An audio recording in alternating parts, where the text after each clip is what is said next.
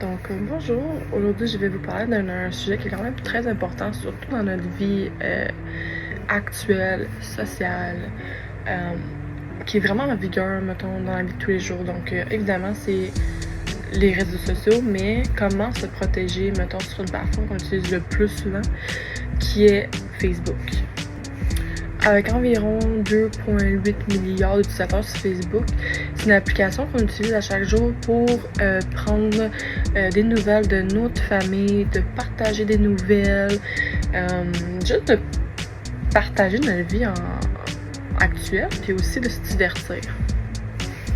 Mais cependant, c'est important de savoir les risques qui vont avec les plateformes de réseaux sociaux et surtout Facebook.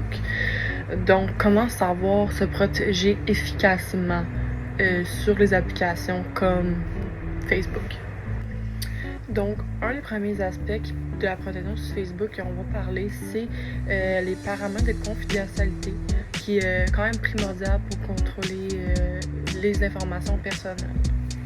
Voici quelques étapes qui vont pouvoir vous aider avec ça. Donc, dans le paramètre des confidentialités, dans le fond, ça peut aider avec la limitation de la visibilité du profil. Donc, tu as accès aux paramètres de confidentialité puis tu choisis de rendre ton profil visible uniquement à tes amis.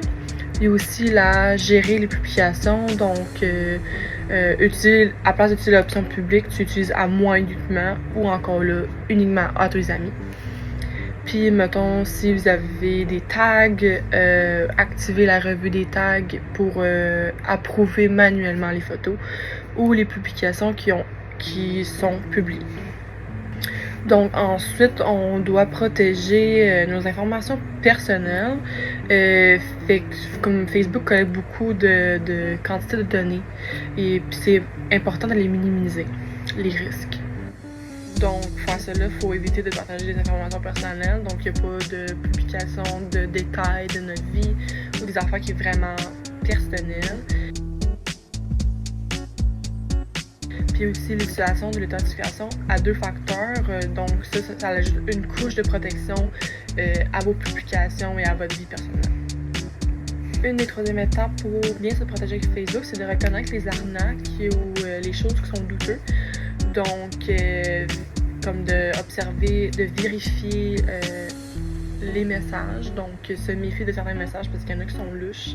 Donc, je pense que tout le monde a déjà reçu un message avec un lien à cliquer, donc ne absolument pas cliquer sur les liens.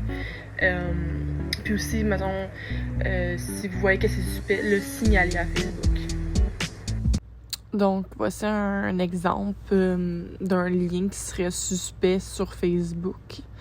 Ça arrive quand même très souvent.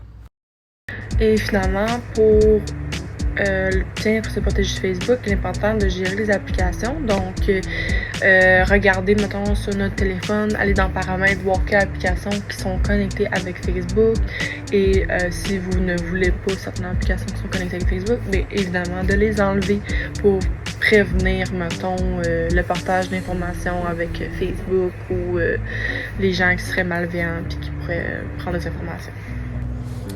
Pour conclure, c'est que faut être tout le temps être vigilant de ce qu'on partage sur les réseaux sociaux et de faire attention à ce qu'on poste sur Facebook, etc. Mais c'est aussi d'avoir une bonne compréhension des outils que j'ai partagés plus haut. Donc, quand on sait ces choses-là, c'est comme ça qu'on peut se protéger le plus que possible et on sait qu'on sera en sécurité avec nos informations personnelles puis qu'on ne partage pas trop sur les réseaux sociaux. Moi, j'encourage vraiment que vous preniez quelques minutes aussi pour, comme mettons, vérifier ces choses-là, pour vous revoir les paramètres de sécurité avec l'utilisation de Facebook, comme ça que vous savez que vous êtes en sécurité avec cette plateforme-là puis que vous n'aurez pas des petits problèmes par la suite avec ça. Merci pour votre écoute.